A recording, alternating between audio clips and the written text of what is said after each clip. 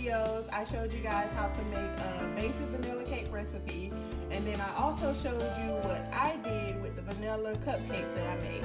So today we're gonna get into frosting, and I'm just gonna stick with vanilla frosting for today so I can ease y'all on up in there. You need 3 ingredients for this recipe. You're gonna need powdered sugar, butter, and remember, like I told y'all last time, make sure it's actual butter.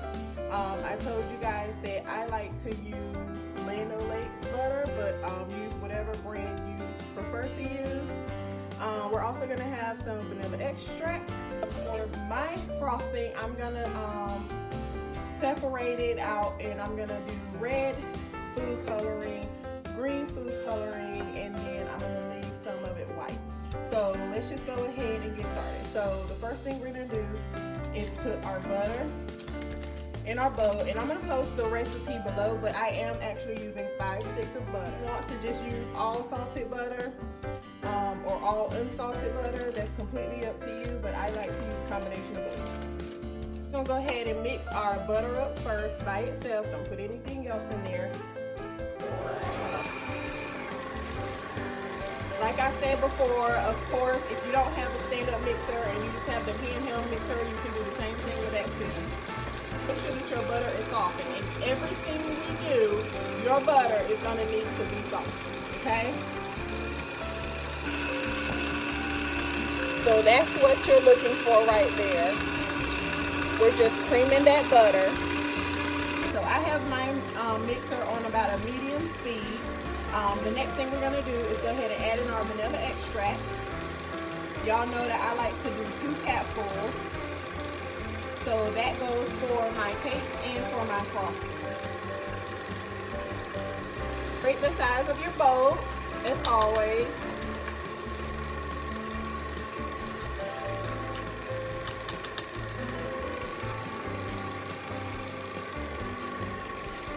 We're gonna go ahead and get ready to add in our powdered sugar.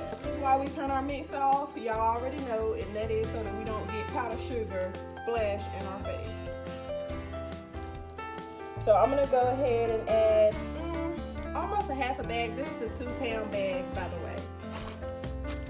And we're gonna go ahead and turn that on low speed. All right, I don't want no problems. I don't want no problems. Grate them sides. All right, turn it off.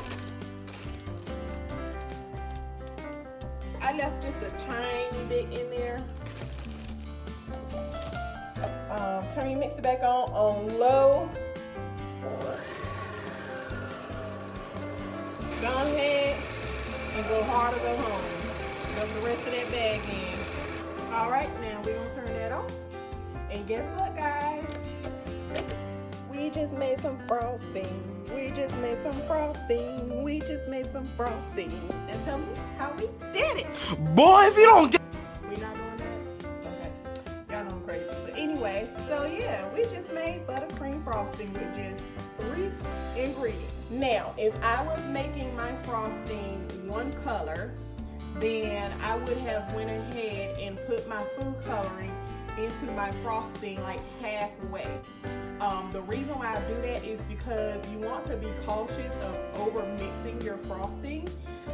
If you over mix it, it'll start to kind of separate. First thing I'm going to do is take out my white frosting since that's staying white, and I'm going to just put that in the bowl.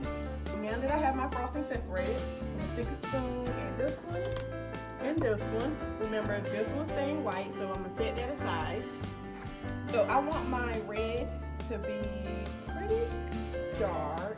As you can see, I'm going back and forth, back and forth. I'm not going like a washing machine.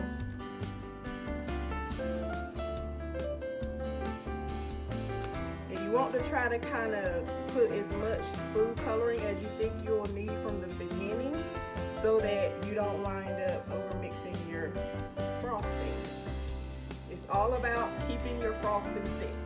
I only got our red frosting mixed in. As you can see, it's still a little bit of white at the bottom, but it's primarily red, so that's okay.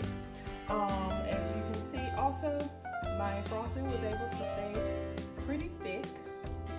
So we're gonna go ahead and move on to our next color, which is gonna be our green. A little tip is to go ahead and make your frosting a day before, because food coloring has a tendency to get darker the longer it sits. So if you go ahead and actually mix in your colors the day before you're actually using it, it'll be darker the next day. I've got my green frosting done. Turned out the perfect color, and it still stayed pretty thick for using my frosting for a Juneteenth cake that I'm working on. And I actually have another batch of frosting that I have to make and turn that black.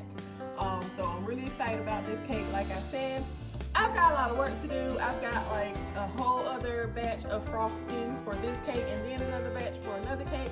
So I've got to get going, but I did want to take this time to hop on here to give y'all some frosting to go with that cake I told you how to do. Hope you guys were able to understand how to make this buttercream frosting. It's super simple. Like I said, it's 3 ingredients.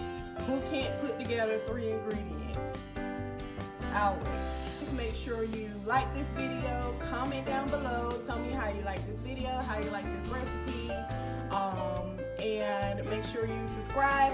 Also hit that bell so that you can be notified whenever I do post my videos. You guys for hanging out with me. I've got work to do, so bye.